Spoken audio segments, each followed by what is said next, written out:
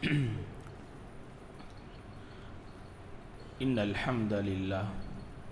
نحمده ونستعينه ونستغفره ونعوذ بالله من شرور أنفسنا ومن سيئات أعمالنا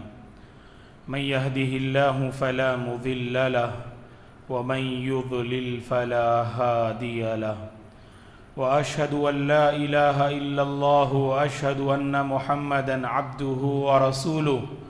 أما بعد فأعوذ بالله من الشيطان الرجيم يا أيها الذين آمنوا اتقوا الله حق تقاته ولا تموتن إلا وأنتم مسلمون يا أيها الناس اتقوا ربكم الذي خلقكم من نفس واحدة وخلق منها زوجها وبث منهما رجالا كثيرا ونساء واتقوا الله الذي تساءلون به والأرحام إن الله كان عليكم رقيبا يا أيها الذين آمنوا اتقوا الله وقولوا قولا سديدا يصلح لكم أعمالكم ويغفر لكم ذنوبكم ومن يطع الله ورسوله فقد فاز فوزا عظيما فإن خير الحديث كتاب الله وخير الهدي هدي محمد صلى الله عليه وسلم وشر الأمور محدثاتها وكل محدثة بدعة وكل بدعة ضلالة وكل ضلالة في النار فأعوذ بالله من الشيطان الرجيم وَلَقَدْ خَلَقْنَا الْإِنسَانَ وَنَعْلَمُ مَا تُوَسْوِسُ بِهِ نَفْسُهُ وَنَحْنُ أَقْرَبُ إِلَيْهِ مِنْ حَبْلِ الْوَرِيدِ إِذْ يَتَلَقَّى الْمُتَلَقِّيَانِ عَنِ الْيَمِينِ وَعَنِ الشِّمَالِ قَعِيدٌ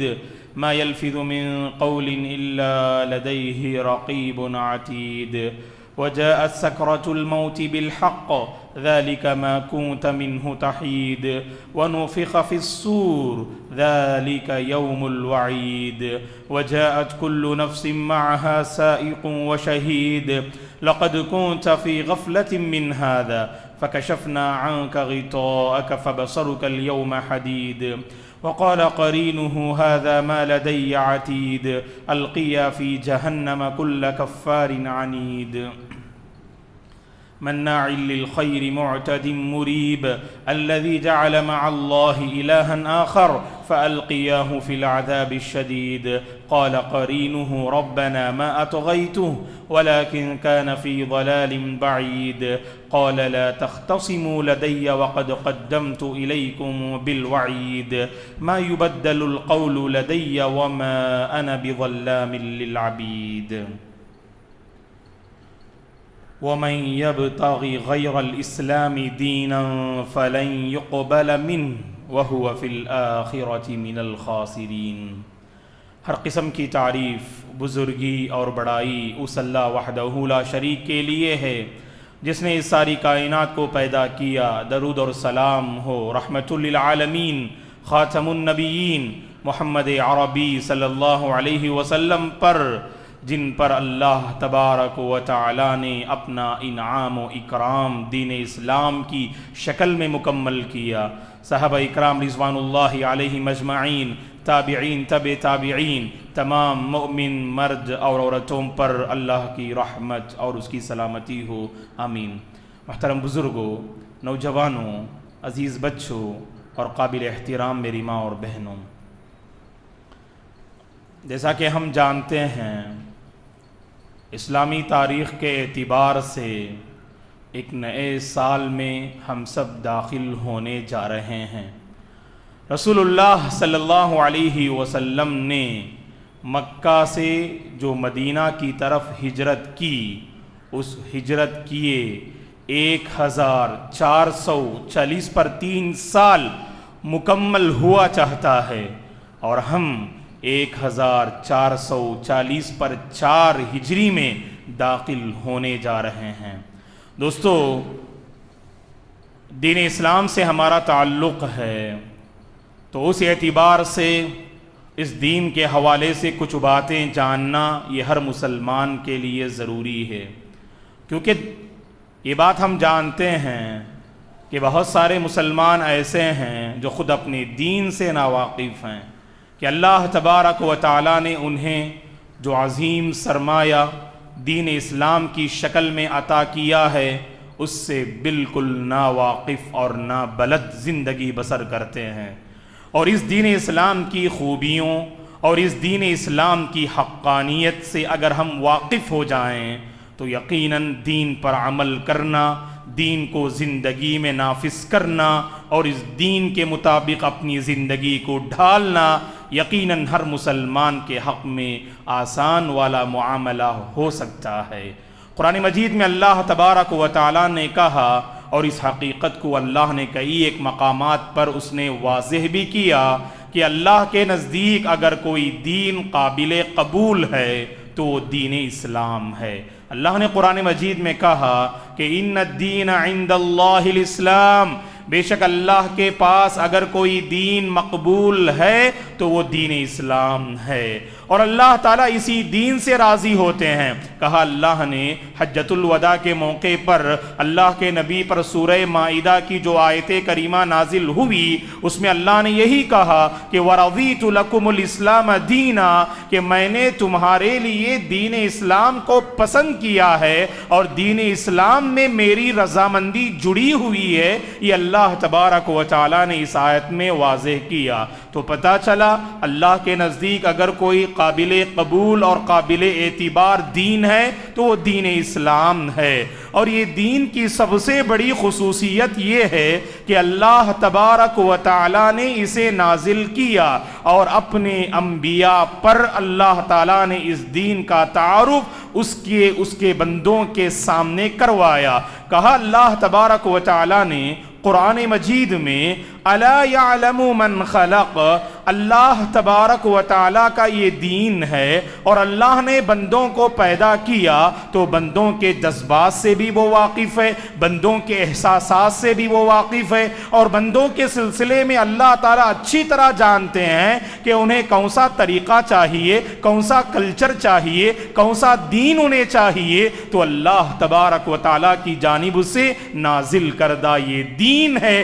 جس دین کو ہم نے اختیار کیا ہے دوستو، جسے ہم دین اسلام سے تعبیر کرتے ہیں۔ اور اس دین اسلام کی ایک باہم خصوصیت یہ ہے کہ یہ دین اللہ تبارک و تعالیٰ کے بندوں کے جذبات کی قدردانی کرتا ہے۔ ایسا نہیں کہ آپ کی کوئی خواہش ہو جو جائز خواہش ہو، دین اسلام اس کی تکمیل اور اس کو پورا کرنے پر جو ہے زور نہ دے، ایسا معاملہ نہیں ہے دوستو۔ ہمارے جو جائز جذبات ہیں، ہماری جو جائز خواہشیں ہیں، دین اسلام کی حدود میں رہ کر ہم اسے مکمل کر سکتے ہیں۔ اگر آپ دیکھیں شادی بیاہ کو اللہ تعالیٰ نے مباح قرار دیا اور لین دین کو اللہ تعالیٰ نے درست قرار دیا، اور ہماری اپنی جو جائز ضرورتیں ہوتی ہیں اور وہ جائز حدود میں رہ کر ہم انہیں مکمل کر سکتے ہیں۔ اسی کو اللہ نے سورہ ملک میں کہا الا یعلم من خلق، پیدا کیا اللہ نے ہم کو، کیا اللہ تعالی ہم سے واقف نہیں ہوگا؟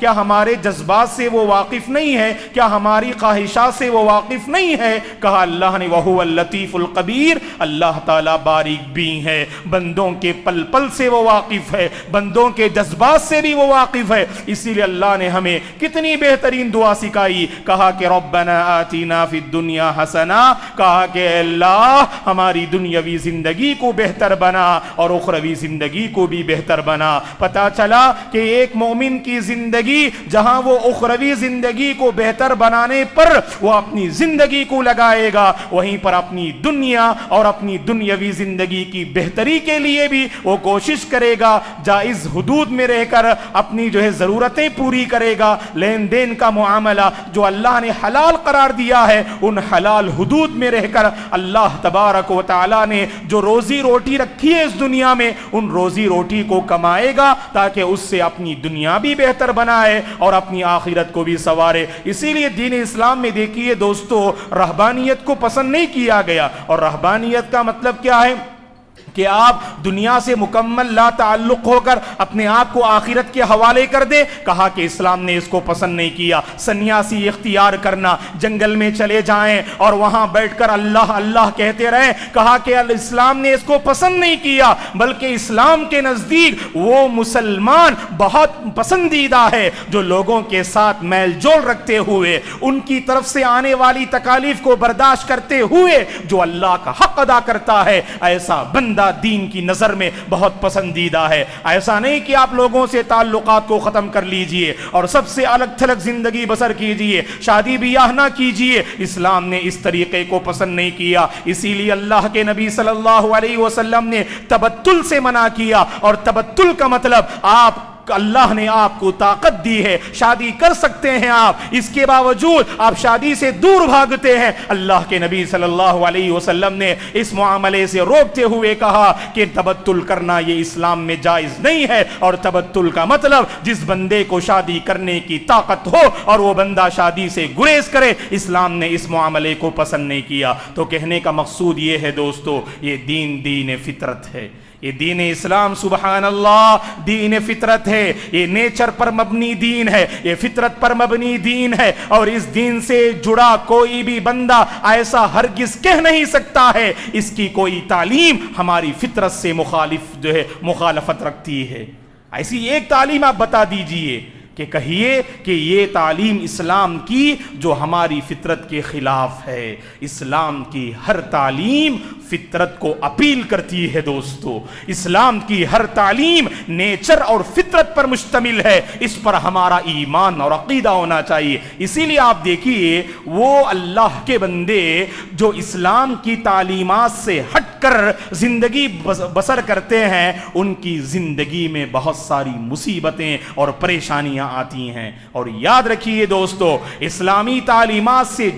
اگر آپ کی زندگی جڑی ہوئی ہے، یقیناً آپ فطرت کے اعتبار سے صحیح راہ پر گامزن ہو سکتے ہیں۔ اسی لیے اللہ کے وہ بندے کہ اسلام کی تعلیم یہ ہے کہ دن کو اللہ تعالیٰ نے روزی روٹی کے لیے بنایا اور رات میں آرام کرنے کے لیے بنایا ہے۔ جو لوگ رات میں جاگ کر کماتے ہیں اور رات کو یوں ہی جاگ کر گزار دیتے ہیں، یہ فطرت سے اور نیچر سے بغاوت کرتے ہیں۔ ان کی زندگی میں دیکھیے آپ جسمانی اعتبار سے کتنے امراض اور بیماریوں میں یہ لوگ مبتلا ہوتے ہیں۔ اسلام کی کوئی بھی تعلیم ایسی نہیں ہے جو آپ یہ کہہ سکیں یہ فطرت سے مخالف ہے اور اس میں نیچر کے خلاف کوئی بات بتائی گئی ہو۔ اللہ اکبر، یہ دین رحمت ہے، یہ دین رحمت ہے۔ اللہ تعالیٰ اپنے بندوں کے جذبات کی پوری طرح سے قدر کرتے ہیں دوستو۔ کہا اگر آپ کھڑے ہو کر نماز پڑھ نہیں سکتے تو کہا گیا کہ آپ بیٹھ کر نماز پڑھیے۔ نماز پڑھنا اس دین کا ایک پلر ہے، اس دین کا ایک رکن ہے، لیکن وہی پر یہ کہا گیا،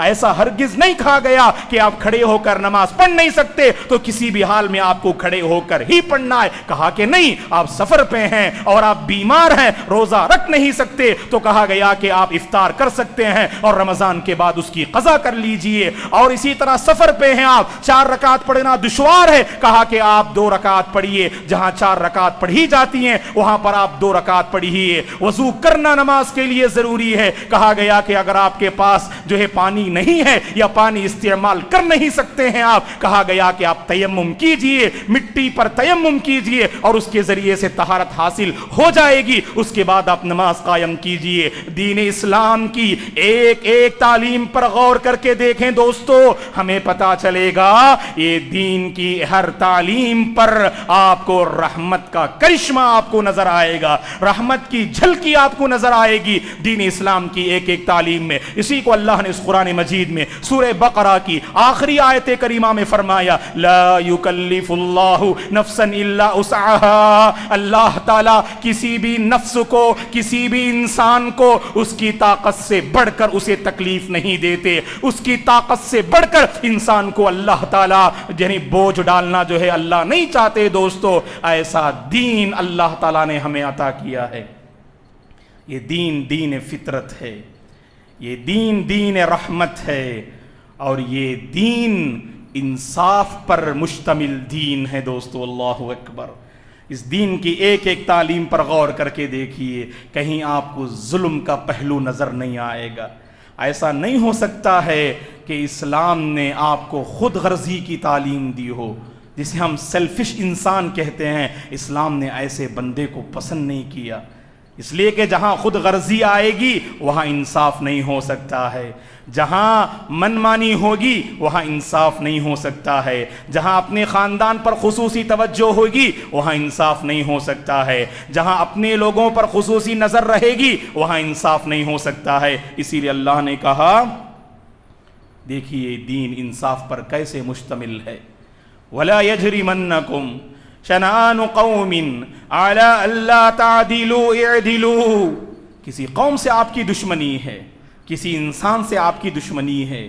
یہ دشمنی آپ کو اس بات پر آمادہ نہ کرے کہ تم ظلم کر بیٹھو اور انصاف سے کام نہ لو۔ اللہ اکبر!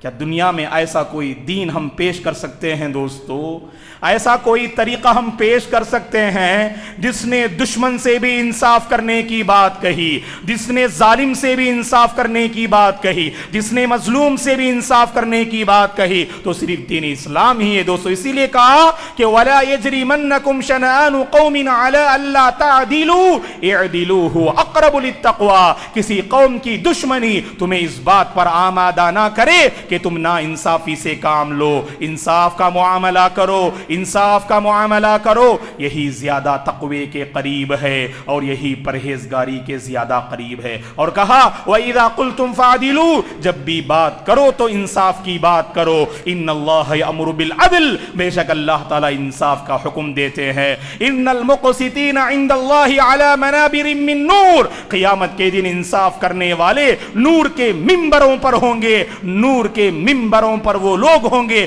جو اس دنیا میں انصاف قائم کرتے ہیں۔ یہ دین آیا ہے انصاف قائم کرنے کے لیے، یہ دین آیا ہے انصاف کی تعلیم دینے کے لیے۔ ہم اپنی زندگی کو ٹٹول کے دیکھیں دوستو، کتنے ایسے واقعات ہماری زندگی میں آتے ہیں، پتہ چلتا ہے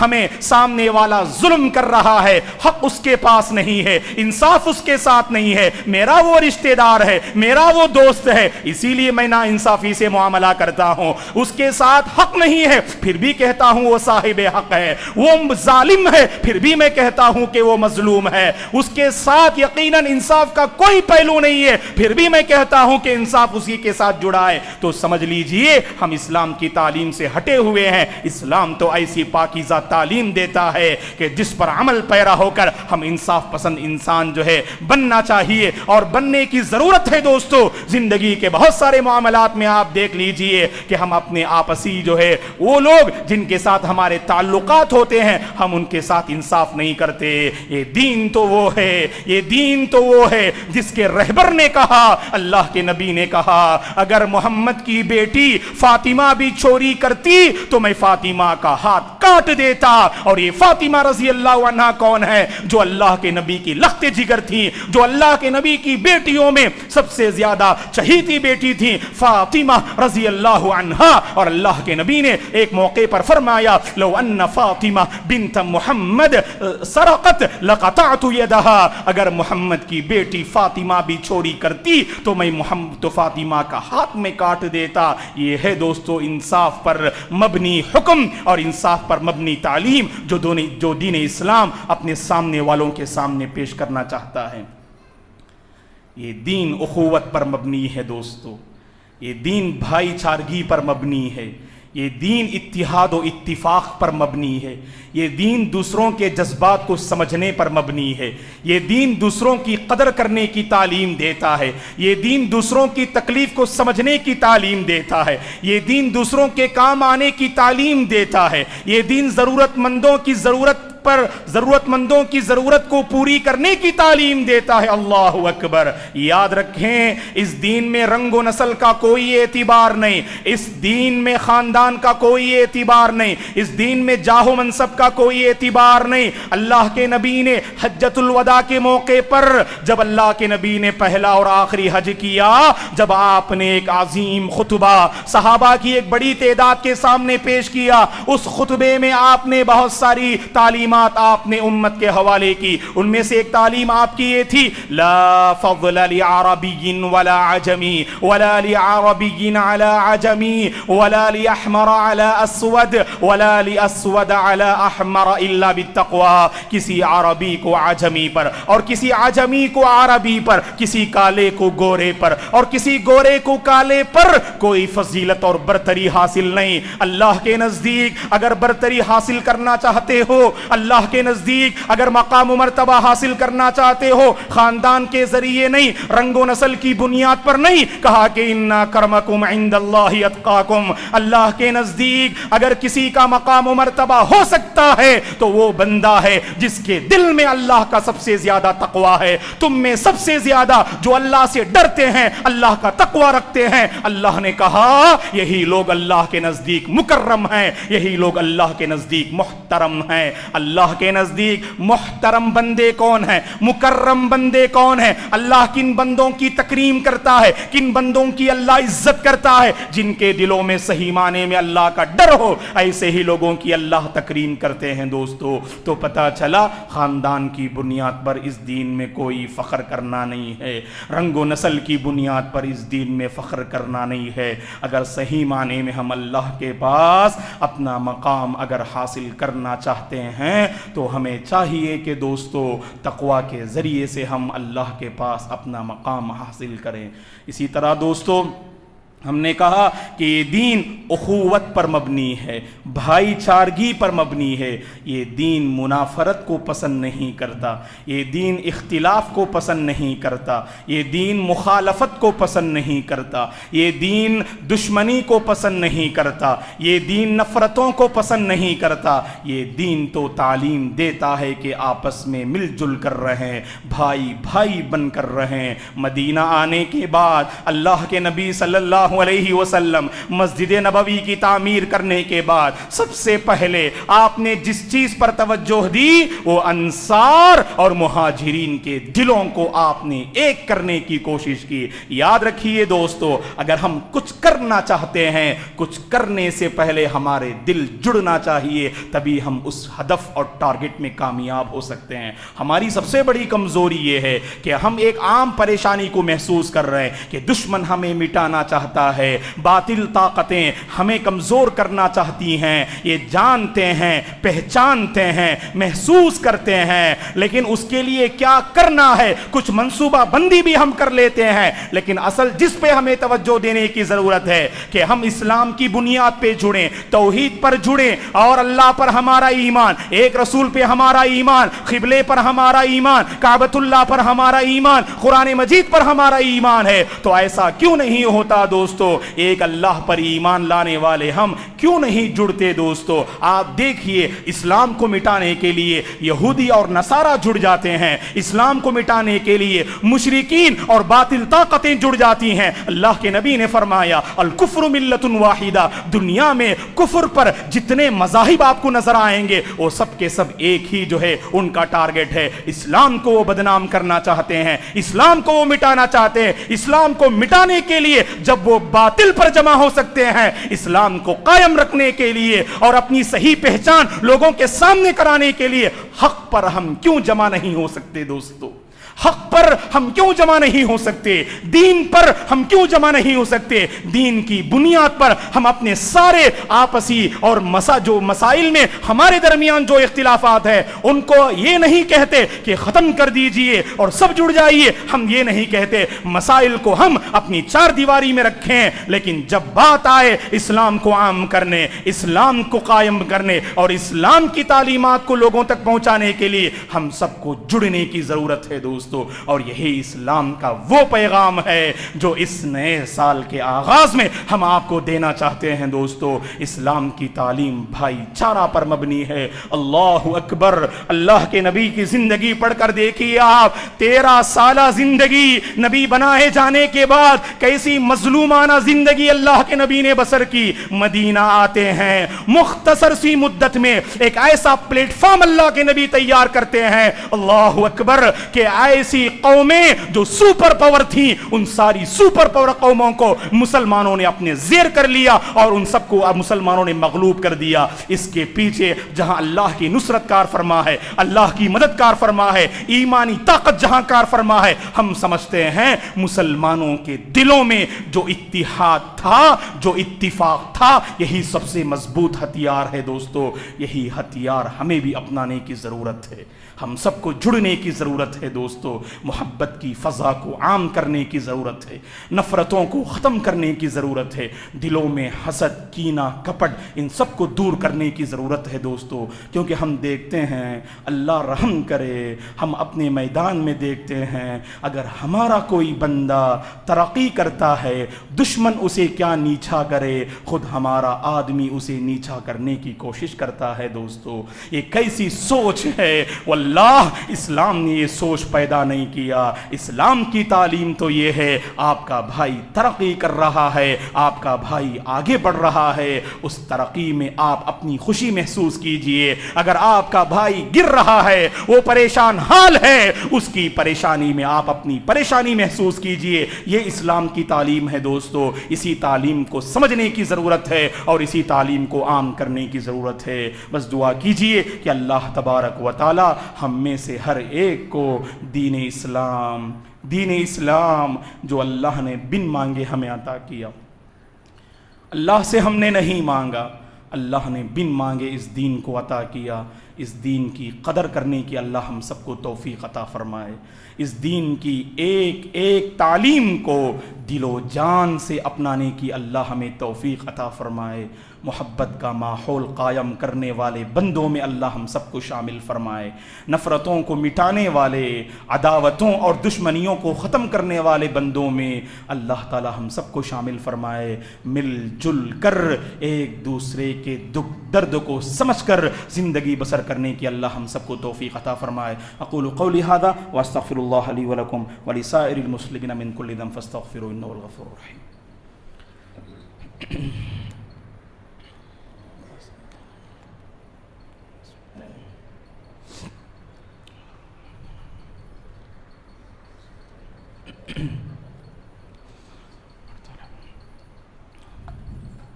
إن الحمد لله نحمده ونستعينه ونستغفره ونعوذ بالله من شرور أنفسنا ومن سيئات أعمالنا من يهده الله فلا مضل له ومن يضلل فلا هادي له